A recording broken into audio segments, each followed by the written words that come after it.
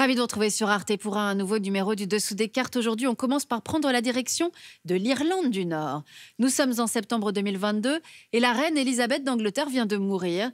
Des fleurs ont été déposées à Belfast devant une fresque qui la représente en attendant la visite du futur roi Charles III.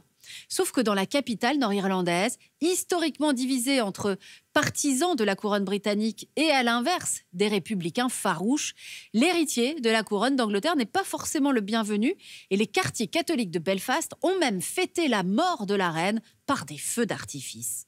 Constitué de différents territoires, le Royaume-Uni est régulièrement traversé par différentes lignes de fracture, monarchie ou république, Brexit ou Union européenne, des fractures que nous avons voulu explorer. Sortons nos cartes. Dans le langage courant, on utilise indifféremment les termes Royaume-Uni, Angleterre ou Grande-Bretagne. Mais en fait, chacun d'entre eux revêt une réalité géographique précise.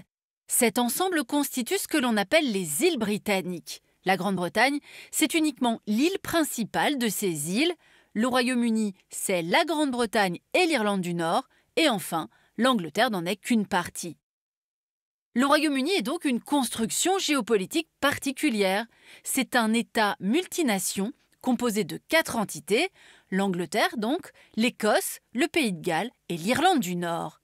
C'est aussi un pays insulaire, entouré par l'océan Atlantique, la mer du Nord, la Manche, mais aussi la mer Celtique au sud-ouest et la mer d'Irlande entre les deux îles. Sa superficie totale est de 246 690 km² et en 2020, sa population est estimée à plus de 67 millions d'habitants. C'est une monarchie constitutionnelle dont le roi est Charles III. La composition du drapeau national à présent, on l'appelle l'Union Jack et il reprend la composition progressive du Royaume-Uni. En effet, la construction du royaume est une longue histoire de conquêtes militaires, d'unions politiques et de vagues de colonisation, et c'est ce qu'on va voir maintenant. Guillaume le Conquérant et ses successeurs unifient l'Angleterre en créant les fondements administratifs d'un véritable État. 1283, Édouard Ier d'Angleterre achève la conquête du Pays de Galles et à partir de 1535 sous le règne d'Henri VIII, le Pays de Galles est progressivement soumis aux mêmes lois que le territoire anglais. 1707, c'est l'acte d'union entre Anglais et Écossais, ainsi que la naissance du drapeau officiel qui combine le drapeau anglais et le drapeau écossais. Au moment de l'acte d'union de 1801 avec l'Irlande, et donc de la création du Royaume-Uni de Grande-Bretagne et d'Irlande, est ajoutée la fameuse croix de Saint-Patrick. Seul le drapeau gallois, le dragon rouge, n'apparaît pas sur le drapeau britannique, car le Pays de Galles a été rattaché par conquête et non sous la forme d'une union officielle. Ainsi, le Royaume-Uni est différent du modèle État-nation qui prévaut sur le continent européen. Les Écossais et les Gallois se définissent d'abord à travers leur identité spécifique avant leur identité britannique. Et en Irlande du Nord, une partie de la population, essentiellement catholique, se réclame de la nation irlandaise. Ces nations constitutives, selon le terme officiel, bénéficient d'une autonomie croissante depuis la fin des années 1990. C'est le processus de dévolution lancé par Tony Blair. D'importantes compétences sont dévolues aux assemblées d'Écosse, d'Irlande du Nord et du Pays de Galles. Elles peuvent légiférer sur des problématiques régionales telles que les transports, la santé ou encore l'éducation.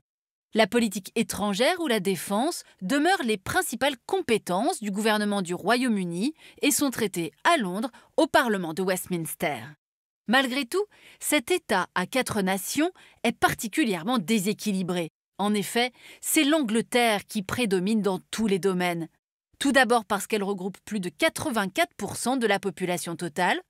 Ensuite parce qu'économiquement, l'Angleterre contribue à 86% au PIB britannique. Et enfin politiquement, puisque les députés anglais représentent 82% des parlementaires élus à la Chambre des communes. Et cette très large domination de l'Angleterre, elle a pu et peut encore engendrer certains ressentiments en Écosse, au Pays de Galles ou en Irlande du Nord. Ces nations britanniques ont longtemps été cimentées par des valeurs partagées telles que la couronne, la religion protestante ou l'idée d'un destin commun. Or, cette unité, elle est davantage contestée qu'auparavant et c'est ce qu'on va voir maintenant. Le référendum sur le Brexit de juin 2016 a clairement révélé que les clivages internes hérités des précédentes décennies existaient toujours.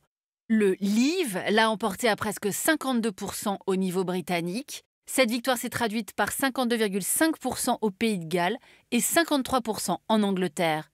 A l'inverse, les Écossais ont voté, eux, à 62% pour le Remain, rester dans l'Europe, et en Irlande du Nord, le vote a été de près de 56% pour le maintien dans l'Union. Alors voyons en détail ce qui concerne ces deux nations, l'Écosse et l'Irlande du Nord. L'Écosse tout d'abord. En 2014, un référendum sur l'indépendance se conclut par une victoire du non à plus de 55%. Les presque 45% de oui ont alors beaucoup surpris, bien au-dessus de ce qui était prévu. Ainsi, en 2022, après le Brexit, le gouvernement de Nicola Sturgeon, alors Premier ministre, publie une série de documents Building a New Scotland, proposant une vision d'une Écosse indépendante et annonce l'organisation d'un nouveau référendum. Sauf que la Cour suprême du Royaume-Uni juge que le Parlement écossais n'a pas le pouvoir de légiférer sur l'organisation d'un tel scrutin. Nicola Sturgeon puis ses successeurs considèrent alors que les élections générales de juillet 2024 seront de facto un référendum. Mais le parti ayant reculé de 48 à 9 sièges sur les 57 réservés à l'Écosse, les négociations pour l'indépendance semblent pour le moment compromises. En Irlande du Nord, à présent, les affrontements des années 1960 et 1970 sont officiellement terminés depuis 1998 et la signature de l'accord dit du Vendredi saint. Toutefois, les clivages intercommunautaires restent extrêmement marqués. Les catholiques républicains ne vivent pas dans les mêmes quartiers que les protestants loyalistes, qui sont ceux qui veulent rester dans le Royaume-Uni. On retrouve ce même clivage lors du référendum sur le Brexit. Un Brexit qu'il a fallu ensuite appliquer en Irlande avec le problème épineux de la frontière entre l'Irlande du Nord et la République d'Irlande. En 2020, le protocole nord-irlandais prévoit de maintenir les règles européennes en Irlande du Nord afin de conserver la fluidité des échanges avec la République d'Irlande voisine. Mais cela conduit à la mise en place de contrôles douaniers avec le reste du Royaume-Uni, quelle que soit la destination, Irlande du Nord ou République d'Irlande. On se souvient des images de longues files d'attente de camions à la frontière ou dans les ports. Cette situation provoque de fortes tensions et début avril 2021, de violentes émeutes éclatent dans les quartiers unionistes loyalistes de Belfast notamment. Février 2023, un nouvel accord dit Cadre de Windsor prévoit une nouvelle organisation. Il instaure 2 voies pour les marchandises en provenance de Grande-Bretagne vers l'Irlande du Nord. Une voie verte, les marchandises qui restent en Irlande du Nord ne sont pas contrôlées. Une voie rouge, les marchandises qui ne font que transiter par l'Irlande du Nord à destination de la République d'Irlande et donc de l'Union européenne restent soumises à des contrôles. Il reste maintenant à voir quelles en seront les conséquences. Enfin, depuis février 2024 et la nomination de Michelle O'Neill comme Première ministre, c'est un parti, le Sinn Féin, favorable à la réunification de l'Irlande, qui est au pouvoir. En plus des problèmes territoriaux que l'on vient d'évoquer, la possible désunion vient également du fait que les institutions cimentant les nations, telles celles de l'allégeance à la couronne, s'affaiblissent. Or, elle était un puissant lien entre toutes ces identités. Ainsi, Élisabeth II incarnait la stabilité des institutions. Mais sa disparition, ajoutée à la moindre popularité de Charles III et divers scandales autour de la famille royale, ont posé la question de l'avenir de la monarchie.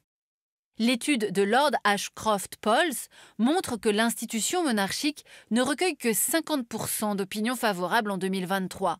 Et si le républicanisme reste minoritaire au Royaume-Uni, il progresse malgré tout depuis une dizaine d'années, sondage après sondage, avec de nettes différences suivant les composantes du Royaume-Uni.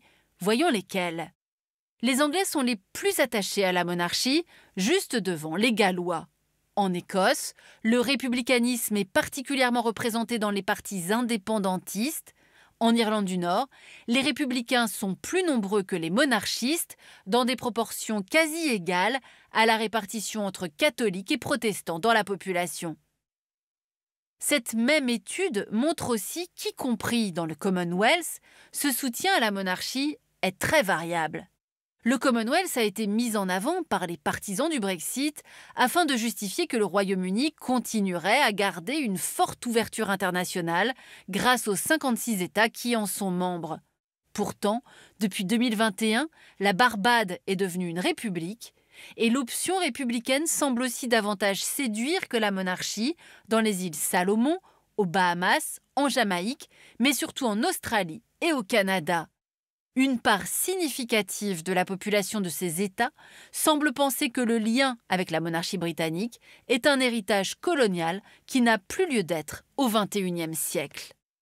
Voilà pour cette visite du Royaume-Uni désuni sur certains sujets, notamment le lien avec la monarchie britannique, à nuancer cependant car les drames récents vécus par la famille royale, les maladies notamment de Charles III ou de Kate Middleton, réveillent le caractère affectif de cette relation. De même, le parti britannique Republic, qui milite pour un référendum sur l'abolition de la monarchie, ne comptabilise à ce jour que quelques dizaines de milliers de militants. C'est avec lui que nous avons préparé cette émission. Le chercheur Marc Bailoni est notamment l'auteur, avec Delphine Papin, de cet atlas géopolitique du Royaume-Uni. Ainsi s'achève ce nouveau numéro du Dessous des cartes. Rendez-vous bien sûr la semaine prochaine, même endroit, même heure. Et d'ici là, n'oubliez pas, arte.tv et nos réseaux sociaux pour retrouver l'ensemble de nos vidéos. Et puis pensez bien sûr à vous abonner à notre newsletter. À bientôt.